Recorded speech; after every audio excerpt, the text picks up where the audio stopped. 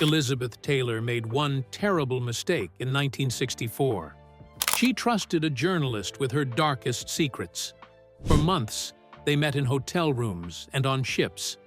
She'd pour whiskey, light cigarettes, and confess everything.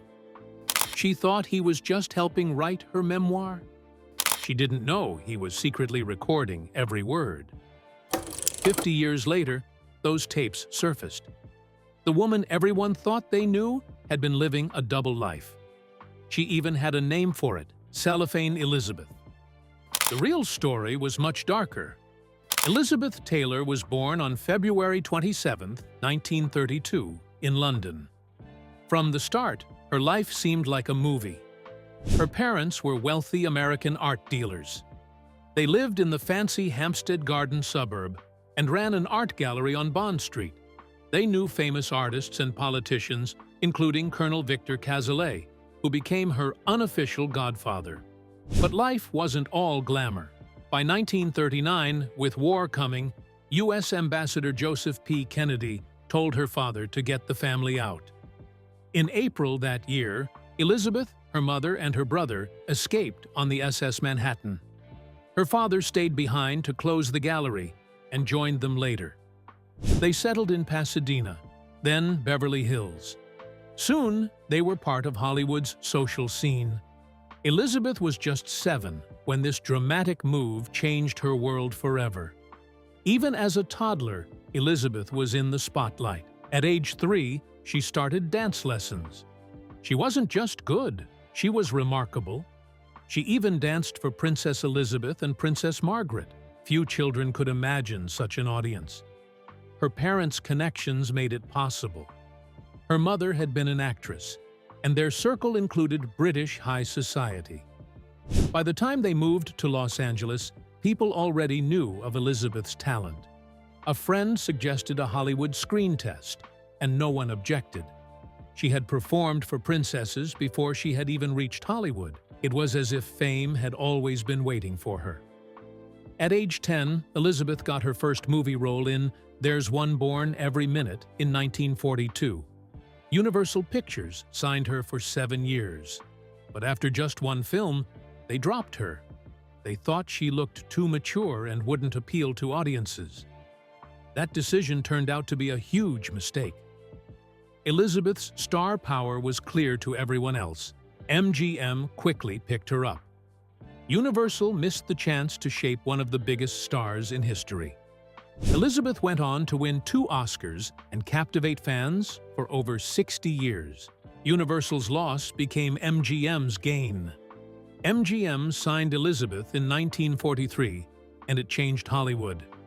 When she was 12, she starred in National Velvet in 1944. She played a girl who disguised herself as a boy to ride in the Grand National.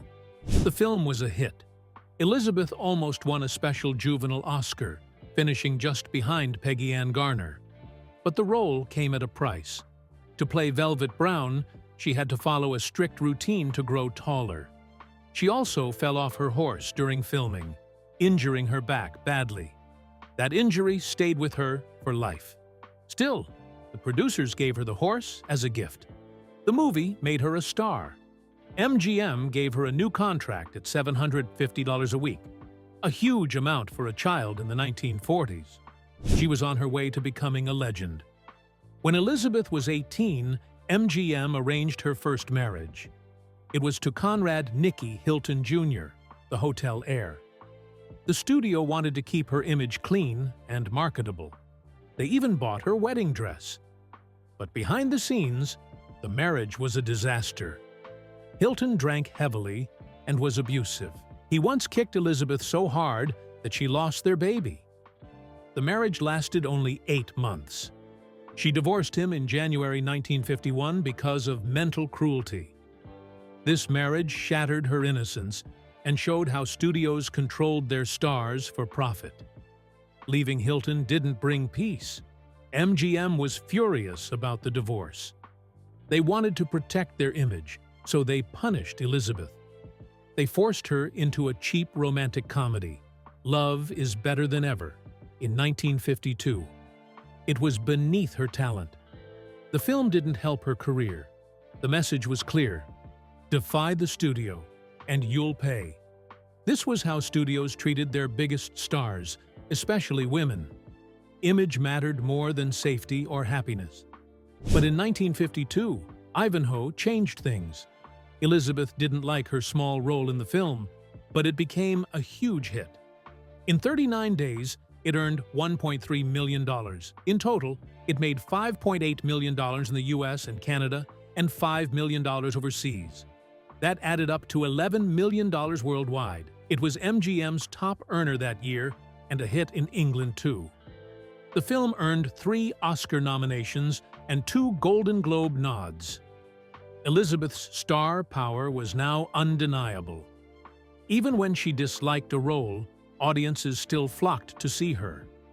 That same year, Elizabeth's personal life was changing again. She married British actor Michael Wilding and was expecting her first child. But money was tight. To stay secure, she signed a new 7-year contract with MGM. They paid her $4,700 a week, which would be over $55,000 a week today. The deal included a loan for a house and work for Wilding, but it also gave the studio even more control over her. Elizabeth wanted better roles, but she had to take what MGM gave her. She was trapped. The contract brought money and stability, but also deeper ties to a system that cared more about profit than the people it owned. Elizabeth Taylor's life in the late 1950s and early 1960s was like a storm no one saw coming. On May 12, 1956, she hosted a glamorous dinner at her home in Benedict Canyon. It was meant to be a lovely night, but everything changed in an instant. Her friend, Montgomery Clift, left early. Just a few hundred yards from her driveway, he crashed his car into a telephone pole. The crash was brutal. His face was shattered. His nose broke. His jaw fractured. Several teeth were knocked out. The news reached Taylor fast. Without a second thought, she ran barefoot to the wreck. She got there before the ambulance. Clift was choking on his own teeth. Blood was pouring from his mouth. Taylor didn't hesitate. She reached into his throat and pulled out shards of teeth and bone. She saved his life that night. But Clift's face was never the same. The accident left him disfigured forever. Still, her bravery that night became one of the most powerful stories of friendship Hollywood had ever seen. But saving his life wasn't the end of her devotion. After the accident, Clift's career fell apart. His looks were gone. Studios called him uninsurable. His growing addiction to painkillers and alcohol made things worse. When MGM refused to cast him in, suddenly last summer in 1959, Taylor stepped in. She gave them an ultimatum. Either they cast Clift or she would walk. They panicked. Clift was a risk. So Taylor did something no one expected. She offered her own $500,000 salary as insurance. That was a fortune back then. Because of her, Clift got the part. The film earned multiple Oscar nominations, and once again, Taylor proved how far she'd go for a friend. Yet no matter how hard she fought, she couldn't save him in the end. On July 23, 1966, Clift died of a heart attack. He was only 45. They had planned to work together again in Reflections in a Golden Eye. But that dream died with him. Taylor was shattered. She called him her soulmate, the one who understood her best. His death, along with the loss of her husband Mike Todd, sank her deeper into grief, the guilt, the sorrow. They followed her for the rest of her life. Her battles with addiction and troubled relationships were tied to that pain. Her time with Mike Todd had been her happiest. They married on February 2, 1957, in Acapulco. That year, in August, they welcomed their daughter, Liza. Todd showered her with love and grand gestures. He once gave her a diamond so large she wore it as a pendant. He even rented Madison Square Garden for her birthday. But joy turned to tragedy. On March 27, 1958, Todd's plane, the Lucky Liz, crashed in New Mexico. He died instantly.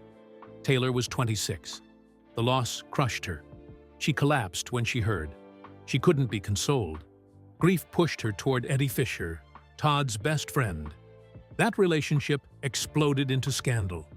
Fisher was married to Debbie Reynolds at the time, America's sweetheart. Taylor was painted as a home-wrecker. The press called her a bad girl, home-wrecking slut. The nation watched as Fisher left Reynolds for Taylor. On May 12, 1959, just 3 hours after Fisher's divorce was final, he married Taylor. But the marriage was doomed. Taylor later admitted she never loved him. She said he was a crutch during her grief. Their life together was lonely. She even tried to end it all, swallowing sleeping pills in front of him, desperate to escape. But she survived, and she regretted it all deeply. As things fell apart, Fisher's jealousy turned dark. When Taylor fell for Richard Burton in 1961, Fisher threatened her.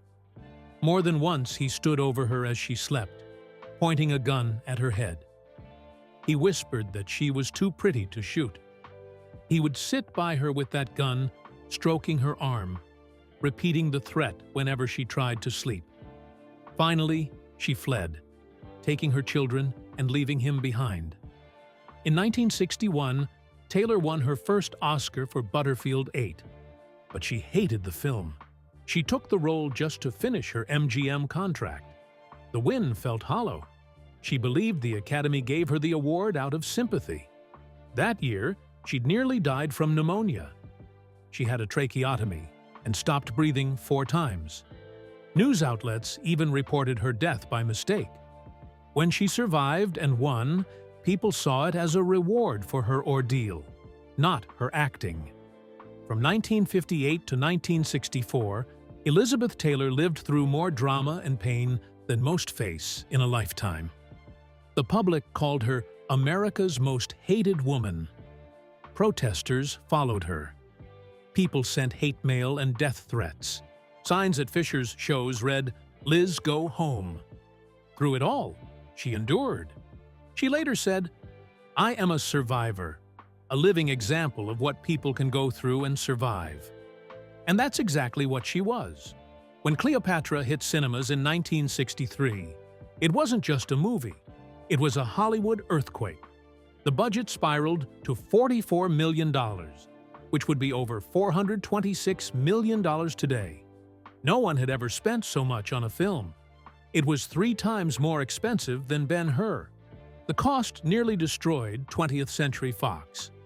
The chaos behind the scenes matched the madness of the budget. The first director was fired. Entire sets and costumes were scrapped and made again. Elizabeth Taylor almost died from pneumonia while filming in London. The production had to move to Rome to save her.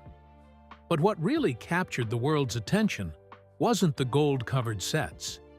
It was what happened between Elizabeth Taylor and Richard Burton. On that set, they fell for each other.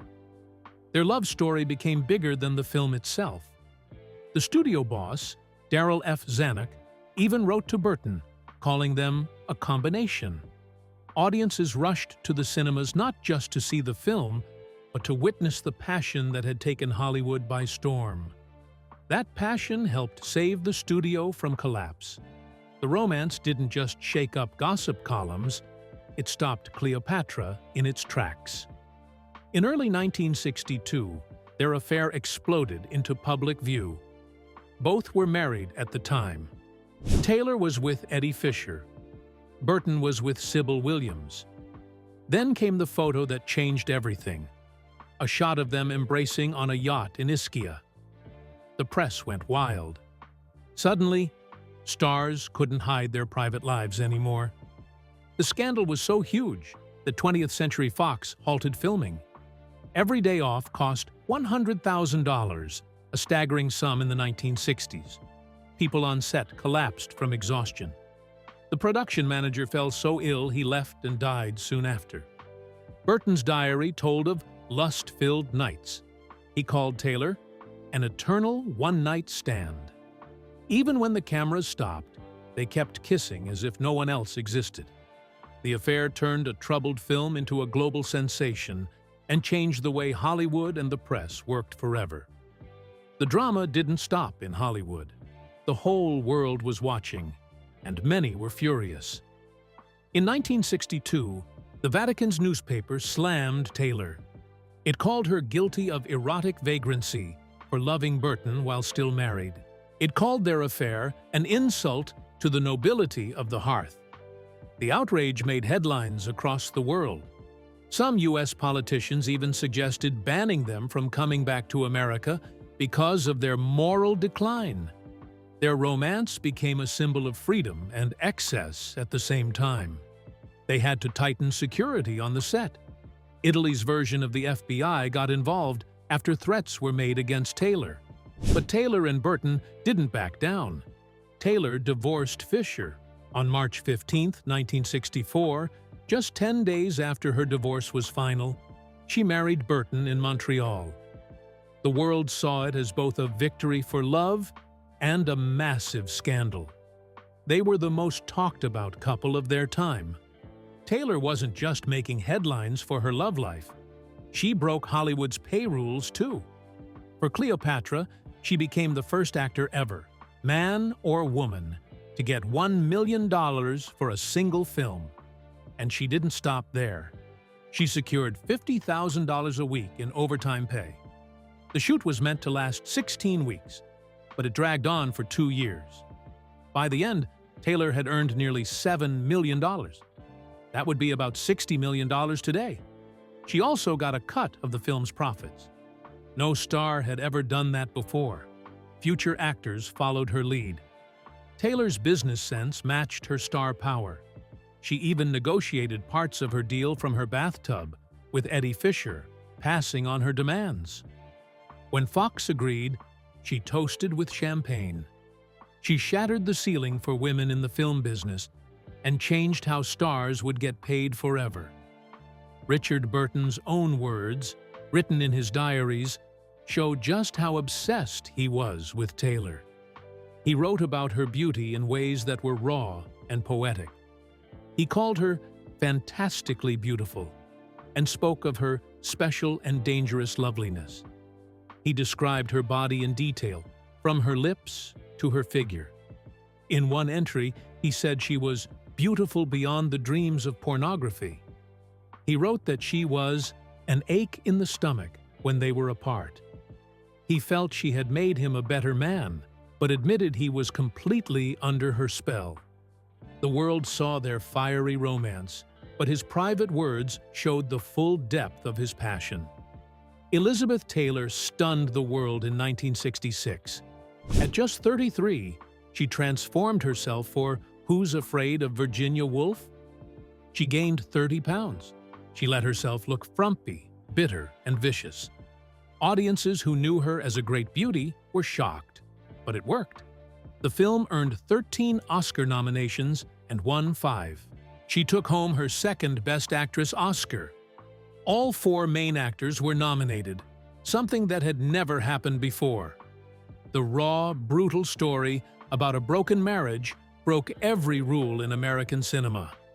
Decades later, in 2013, the Library of Congress preserved it as a treasure of culture and history.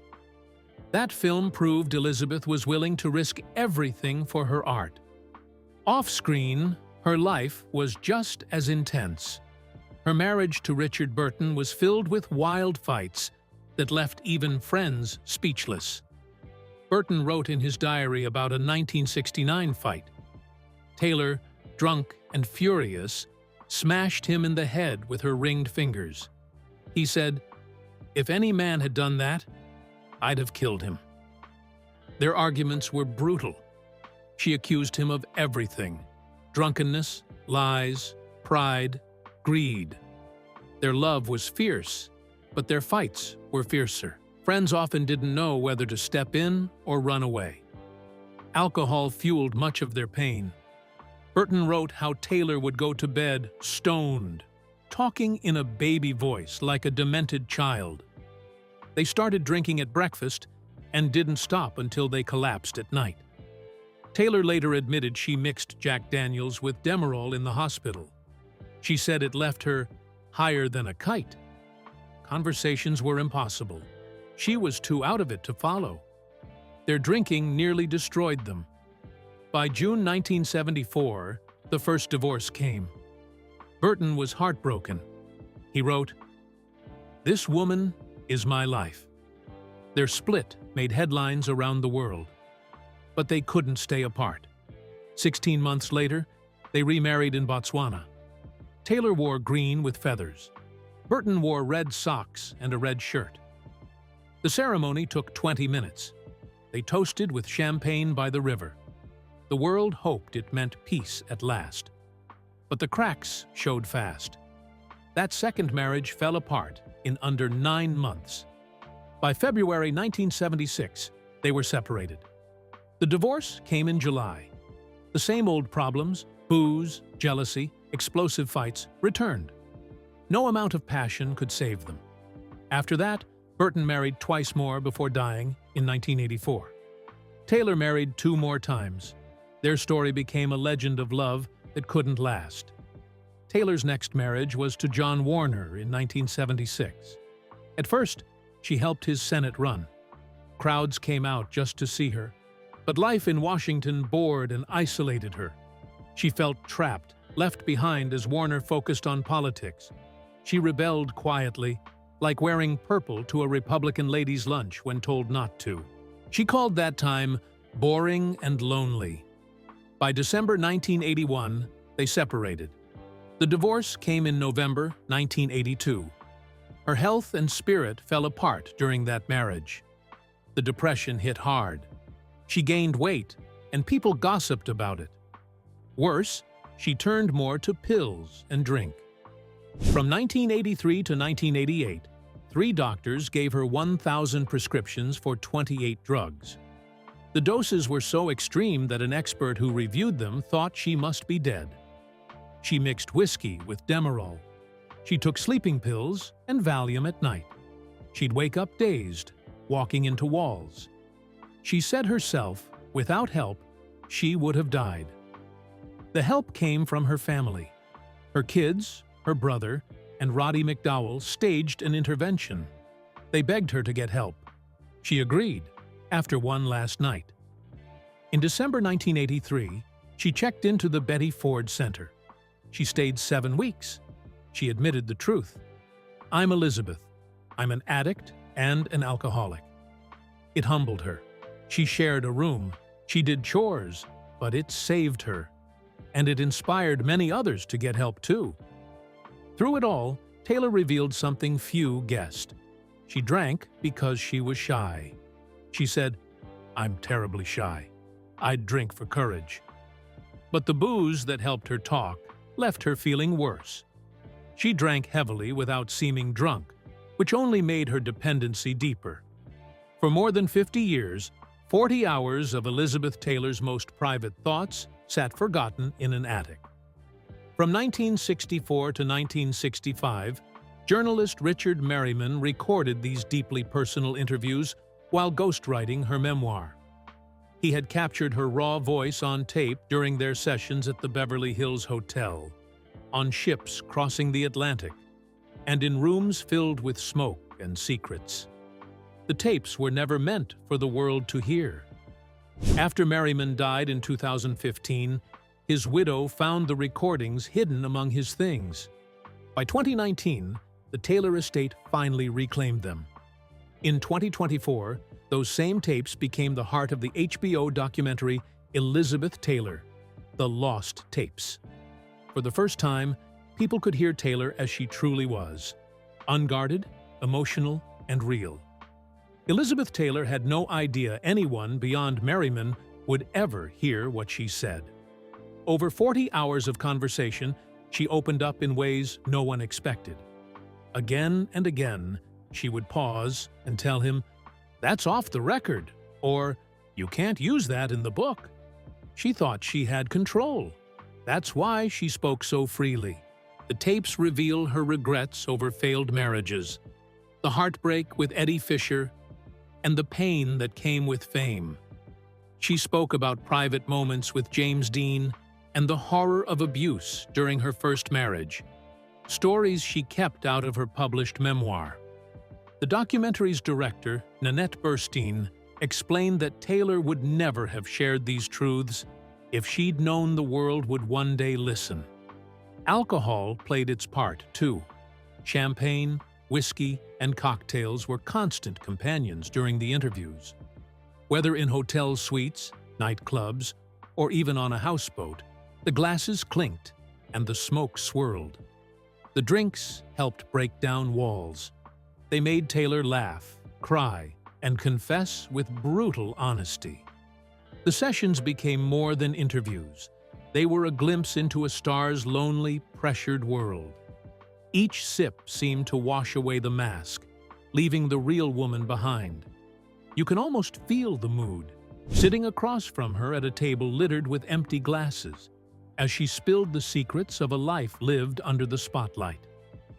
Beneath the surface, Taylor battled her own demons. She admitted feeling like a fraud, even when the world saw her as one of the most beautiful women alive. She told Merriman that inside, she felt like a terrified little girl, forced too early into a grown-up world. She doubted her beauty and felt ashamed that people admired her for it. The scandals, the 8 marriages to 7 men, the headlines, they all made her feel like she represented something wrong. Her first marriage left deep scars, ending with abuse and a heartbreaking miscarriage. Behind the glamour, she carried the heavy burden of a childhood shaped by studios and fame. What stands out most is how Taylor described herself. She said she lived as 2 people. There was the Elizabeth Taylor her family knew, a flesh and blood woman. And there was the other Elizabeth Taylor, the one she called cellophane. That was the product, the Hollywood creation seen by millions but known by none. This split kept her going. The real Elizabeth longed for love and a normal life. The cellophane Elizabeth smiled for the cameras and endured the gossip. Even her assistant, Tim Mendelsohn, saw how clearly she kept these 2 sides apart. In 1985, the world was gripped by fear. AIDS was spreading fast, and people didn't understand it. That year, Elizabeth Taylor's close friend, Rock Hudson, died from the disease. It changed her forever. While most stars stayed silent or far away from the crisis, Taylor chose a different path. She spoke up. She co-founded AMFAR, the Foundation for AIDS Research, in 1985. She used her fame to shine a light on a disease many feared. But Taylor didn't just talk, she worked. She helped raise nearly $325 million for research.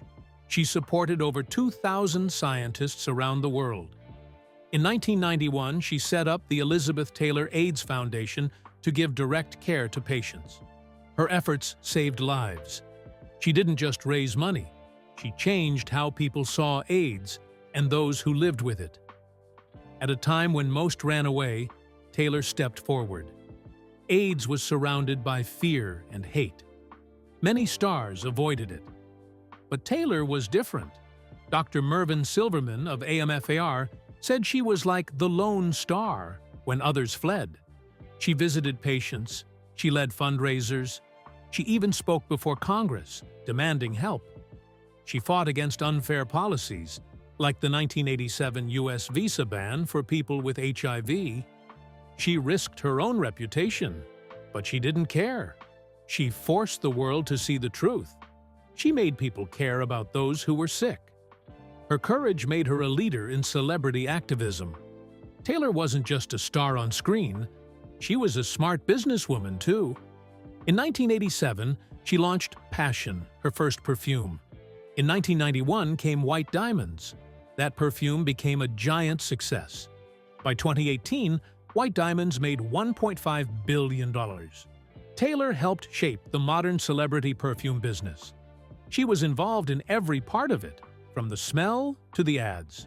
Her perfume line made her richer than acting ever did. When she died, her estate was worth between $600 million and $1 billion. Even now, 20% of White Diamond sales go to her AIDS Foundation. Taylor showed that business could also help people. Her last marriage was unlike any before. She met Larry Fortensky at the Betty Ford Clinic. He was 20 years younger, a construction worker. They both were fighting their demons in rehab. In 1991, they married at Michael Jackson's Neverland Ranch. It was big news. The media covered every detail, but the pressure was too much. They divorced in 1996. Fortensky got $1 million in the settlement and later $800,000 in her will. Their love was real, simple, without the glitz of Hollywood. Even in her later years, Taylor followed her heart. She lived by her own rules. Elizabeth Taylor died on March 23, 2011. She was 79. She passed at Cedars-Sinai Hospital in Los Angeles with her 4 children by her side. Her death marked the end of a golden era. She was more than a movie star. She was a fighter, a giver, a legend. Her estate, between $600 million and $1 billion, showed how much she achieved beyond the screen. People around the world mourned her. They remembered her passion and her heart. Her foundation still fights HIV/AIDS today.